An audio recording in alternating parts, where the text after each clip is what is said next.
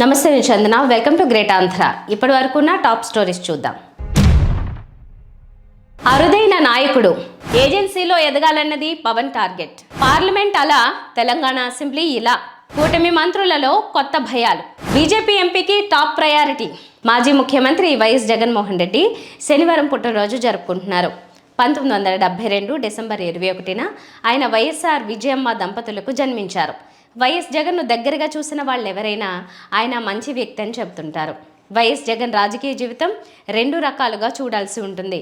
వైఎస్ఆర్ జీవించిన కాలంలో 2009లో జగన్ మొదటిసారిగా కడప ఎంపీగా ఎన్నికయ్యారు. 2009లో రెండోసారి వైఎస్ఆర్ సీఎంగా ఉన్నప్పుడే అకాల మరణం చెందారు. అప్పటి నుంచి వైఎస్ జగన్ జీవితంలో ఎన్నో మలుపులు. జగన్ మొండి మనిషిగా పేరు పొందారు. పట్టుదల యువకుడు. కేంద్రంలో కాంగ్రెస్ కూటమి అధికారంలో ఉండగా అత్యంత శక్తివంతురాలైన సోనియా గాంధీని ధిక్కరించారు. కాంగ్రెస్ను వీడి 40 ఏళ్లలోపే వైఎస్ఆర్ కాంగ్రెస్ పార్టీని స్థాపించారు. రాజకీయ ఉద్దండులైన కాంగ్రెస్, టీడీపీ నాయకుల్ని ఎదురొడ్డి నిలిచారు. వీళ్లకు తోడు వైఎస్ఆర్ కుటుంబంపై విషం చిమ్మే ఎల్లో మీడియా అదనం. ఇంతమందితో పోరాటం చేయడం ఒక్క జగన్కే సాధ్యం. జగన్ రాజకీయ పంథపై సొంత వాళ్లకు సైతం భిన్నాభిప్రాయాలున్నాయి. అయినప్పటికీ ఆయన పోరాట పటిమను తప్పుపట్టలేరు. ముఖ్యంగా రాజకీయ చాణక్యుడిగా పేరు పొందిన చంద్రబాబు నాయుడు, అలాగే ఆయనకు రక్షణ కవచంగా నిలిచి ప్రత్యర్థులపై దుష్ప్రచారం చేసే ఎల్లో మీడియాతో యుద్ధం 1-2 రోజులతో పోయేది కాదు. సుదీర్ఘ రాజకీయ పోరు. ఈ పోరులో ఏ మాత్రం అలసిపోయినా రాజకీయ మీడియా శత్రువులంతా కబలించి వేస్తారు. ఈ విషయం జగన్కు బాగా తెలుసు. అయినప్పటికీ ఆ యువ నాయకుడు అలు పెరగకుండా నిత్యం పోరాటం చేస్తూనే ఉన్నారు. 2014లో మొదటిసారి సార్వత్రిక ఎన్నికల్లో వైసీపీ ఓడిపోయి చిన్న వయసులోనే ప్రతిపక్ష నాయకుడిగా అసెంబ్లీలో అడుగుపెట్టారు. జగన్కు ఏమీ తెలియదని, అసెంబ్లీలో ఆడుకోవచ్చని ప్రత్యర్థులు తక్కువ అంచనా వేశారు. అయితే వాళ్ళ అంచనాలన్నీ తలకిందులయ్యేలా సమర్థవంతమైన ప్రతిపక్ష పాత్ర పోషించారు. ఆ తర్వాత పాదయాత్రకు శ్రీకారం చుట్టారు. ఇడుపులపాయ నుంచి ఇచ్చాపురం వరకు పాదయాత్ర చేసి ప్రజల అభిమానాన్ని చూరగొన్నారు. 2019లో అధికారంలోకి వచ్చారు. ప్రజలకు ఇచ్చిన హామీల్ని నెరవేర్చడంతో నిజాయితీగా వ్యవహరించారు. అయితే కార్యకర్తల్ని పట్టించుకోకపోవడం, ఇతర రంగాల్ని పెద్దగా పట్టించుకోకపోవడం, తాను నమ్మి అప్పగించిన బాధ్యతల్ని నిర్వర్తించడంలో కొందరు ఫెయిల్ కావడం, కర్ణుడి చావుకి అనేక కారణాలు అన్నట్టుగా 2024 ఎన్నికల్లో ఘోర పరాజయం. ఇక రాజకీయంగా జగన్ పని అయిపోయిందని అందరూ అనుకున్నారు. కానీ జగన్ కాలాన్ని, జనాన్ని, దేవుణ్ణి నమ్ముకున్న నాయకుడు. కూటమి 6 నెలల పాలన జగన్లో మళ్ళీ అధికారంపై ధీమా పెంచింది. అందుకే ఆయన హుషారుగా కనిపిస్తున్నారు. వచ్చే ఏడాది సంక్రాంతి తర్వాత జనంలోకి రావడానికి సమరోత్సాహంతో సమాయత్తమవుతున్నారు. 16 నెలల పాటు జైలు జీవితం, ఆ తర్వాత రాజకీయంగా ఎన్నో ఆటుపోట్లు జగన్ను రాటుదేల్చింది. అందుకే కష్టాలొస్తే ఒక్కసారి తనను ఊహించుకోవాలని తన పార్టీ నాయకులు, కార్యకర్తలకు ఆయన పదే పదే చెబుతుంటారు. నిజమే, బహుశా దేశ చరిత్రలో జగన్లా దుష్ప్రచారాన్ని, కష్టాల్ని ఎదుర్కొంటున్నా మరో నాయకుడు లేరు. ఎవరెన్ని అడ్డంకులు సృష్టించినా ఆయన అడుగులు ముందుకే తప్ప వెన్ను చూపి పారిపోయే స్వభావం కానే కాదు. అందుకే అతను జగమొండి జగన్ అయ్యారు. ఆ మొండితనం, పట్టుదల లేకపోయి ఉంటే వర్ణనకు కూడా అంతు చిక్కని దుర్మార్గులతో పోరాటం చేయడం సాధ్యం కాదు. ఒక్క జగన్ వల్లే అది సాధ్యమవుతోంది. ప్రజాస్వామ్యంలో గెలుపోటములు సహజం.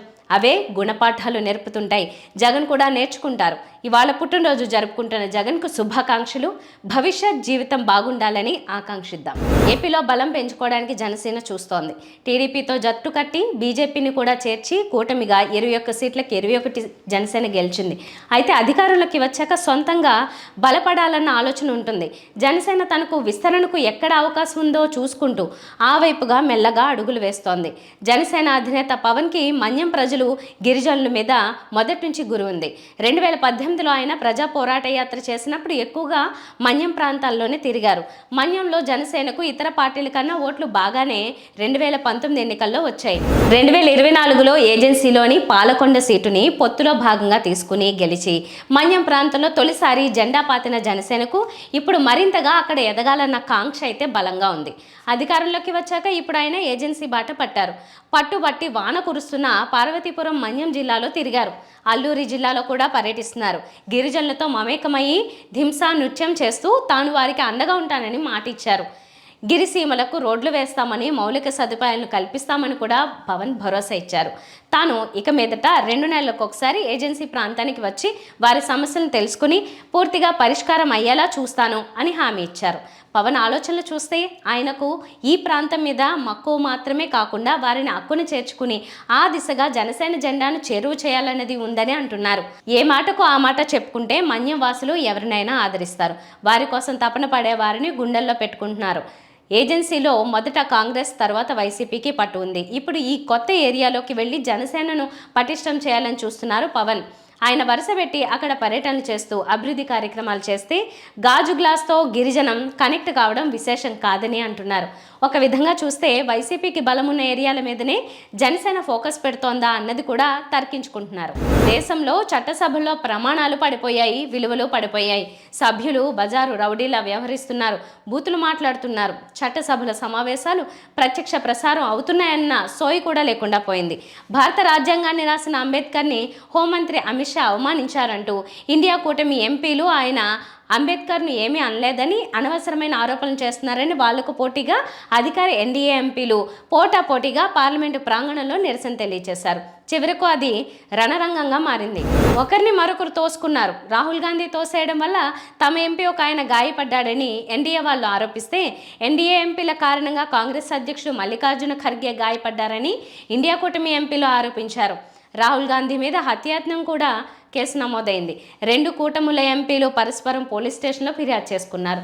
పార్లమెంటు చరిత్రలో ఎప్పుడూ ఇలాంటి ఘటన జరగలేదు. 2 కూటముల ఎంపీల్లో పెద్ద నాయకులు ఉన్నారు, కానీ వారి ప్రవర్తన దిగజారింది.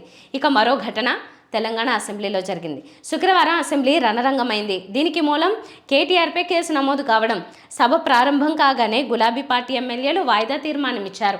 నల్ల బ్యాడ్జీలతో సభకొచ్చారు. ప్రభుత్వాన్ని ప్రశ్నిస్తున్నందుకు కావాలనే కేటీఆర్ మీద కేసు పెట్టారని ప్లకార్డులు ప్రదర్శించారు, నినాదాలు చేశారు. అంతే, అసెంబ్లీ రణరంగంగా మారింది. ఒక ఎమ్మెల్యే తమకు చెప్పు చూపించాడని ప్రతిపక్ష ఎమ్మెల్యేలు ఆరోపించారు. ఆ ఎమ్మెల్యేపై కేసు నమోదు చేయాలని డిమాండ్ చేశారు. స్పీకర్ పోడియం వైపు దూసుకెళ్లగా వారిని మార్షల్స్ అడ్డుకున్నారు. గందరగోళం, తోపులాట. ఒకరిపై మరొకరు వాటర్ బాటిల్స్, పేపర్స్ విసురుకున్నారు. కొందరు పేపర్లు చింపేశారు. ఇంకా చాలా జరిగిందనుకోండి. ఎంతటి జటిలమైన సమస్యనైనా సభలో సామరస్యంగా పరిష్కరించుకోవచ్చు, కానీ గొడవ చేయడమే లక్ష్యంగా సభకు వస్తారు సభ్యులు. చట్టసభల గౌరవాన్ని, మర్యాదను, హుందాతనాన్ని ఇలా బజారుకి ఇడుస్తున్నారు. ఎంపీలు, ఎమ్మెల్యేలు ప్రజలకు ఎలాంటి సందేశం ఇస్తున్నారు?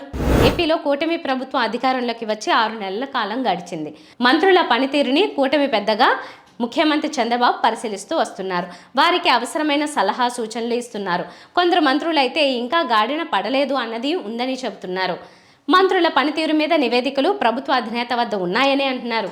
కొత్త ఏడాది మంత్రివర్గంలో మార్పు చేర్పులు ఉంటాయని ప్రచారం అయితే విస్తృతంగా సాగుతోంది. ఉత్తరాంధ్రలో చూసుకుంటే విశాఖ నుంచి గాజువాక ఎమ్మెల్యే పల్లా శ్రీనివాస్కి మంత్రివర్గంలో చోటు దక్కుతుందని అంటున్నారు. ఉమ్మడి విశాఖ జిల్లాకు ఆయనను 2వ మంత్రిగా తీసుకుంటారా, లేక మార్పులు ఈ జిల్లాలో జరుగుతాయా అన్నది కూటమిలో తర్కించుకుంటున్నారు. ఉమ్మడి విజయనగరం జిల్లాలో 2 మంత్రులు ఉన్నారు. అందులో ఒక మంత్రి పనితీరు మీద అయితే కూటమి ప్రభుత్వ పెద్దలు పూర్తి స్థాయిలో సంతృప్తిని వ్యక్తం చేయలేకపోతున్నారని అంటున్నారు. ఇక్కడ మంత్రి పదవి మీద సీనియర్ నేత కిమిడి కళా వెంకట్రావు ఆశలు పెట్టుకున్నారు. అలాగే ఎస్కోట ఎమ్మెల్యే లలిత కుమారి, జనసేన నుంచి నెల్లిమర్ల ఎమ్మెల్యే లోకం మాధవి, బొబ్బిల్ నుంచి బేబీ నాయన ఉన్నారని అంటున్నారు. ఉమ్మడి శ్రీకాకుళంలో రాష్ట్ర మంత్రివర్గం నుంచి ఏకైక మంత్రిగా అచ్చెన్నాయుడు ఉన్నారు. 2వ మంత్రిగా ఈ జిల్లా నుంచి ఎవరినైనా తీసుకుంటారా అన్నది కూడా కూటమిలో డిస్కషన్గా ఉంది. నాగబాబుని మంత్రివర్గంలోకి తీసుకుంటామని చంద్రబాబు ప్రకటించిన నేపథ్యంలో మంత్రివర్గంలో మార్పులు జరుగుతాయని ఆశలు పెరిగాయని అంటున్నారు. ఎక్కడి నుంచో వచ్చి ఉత్తరాంధ్రలోని పూర్తి గ్రామీణ వాసనలతో ఉన్న అనకాపల్లి లోక్సభకు ఎంపీగా పోటీ చేసి గెలవడం మామూలు విషయం కాదు. దానిని సుసాధ్యం చేసి చూపించారు సీఎం రమేష్. తెలుగుదేశం పార్టీతో దశాబ్దాల బంధం ఉన్న బీజేపీతో దోస్తీ కట్టి ఆ పార్టీలో చేరి బీజేపీ పెద్దల మనసును కూడా గెలుచుకోవడం కూడా రమేష్కే చెల్లిందని అంటున్నారు. ఆయనకు బీజేపీ జాతీయ పెద్దల వద్ద ఉన్న పలుకుబడి చాలా అధికమని అంతా చెప్తారు. అది ఆచరణలో రుజువు అవుతూ వస్తోంది. రైల్వే పార్లమెంటరీ స్టాండింగ్ కమిటీ చైర్మన్గా నియమితులయ్యారు. ఇది అత్యంత ప్రతిష్టాత్మకమైన పదవిగా అంతా చూస్తారు. దానిని సాధించడం కూడా రమేష్కే చెల్లింది. ఇప్పుడు ఆయన జమిలి ఎన్నికల మీద సమగ్ర చర్చ జరిపేందుకు కేంద్ర ప్రభుత్వం ఏర్పాటు చేసిన జాయింట్ పార్లమెంటరీ కమిటీలో చోటు సంపాదించారు. ఏపీ నుంచి బీజేపీకి 3 ఎంపీలు ఉండగా ఒకరు కేంద్ర మంత్రి అయ్యారు. ఇప్పుడు రమేష్కి బాధ్యత దక్కాయి. ఆయనకే ఇన్ని పదవులు లభిస్తుండడంతో కేంద్ర పెద్దల వద్ద రమేష్కి ఉన్న సాన్నిహిత్యం మీద అంతా తర్కించుకుంటున్నారు. రాయలసీమ నుంచి ఉత్తరాంధ్రకు వచ్చిన రమేష్ ఈ ప్రాంతంలో కూడా తన హవా చాటుతున్నారు. కూటమి తరపున కీలకంగా వ్యవహరిస్తున్నారు. దాంతో రమేష్ ముందు మరిన్ని పదవులు అందుకుంటారో అని అంతా చర్చించుకుంటున్నారు. ఆయన ఈ టైంలో ఖాయంగా కేంద్ర మంత్రి అయి తీరుతారు అని కూడా పార్టీలో చెబుతున్నారు. ఇవాల్టి టాప్ స్టోరీస్. మరిన్ని అప్డేట్స్తో కలుద్దాం. నమస్తే.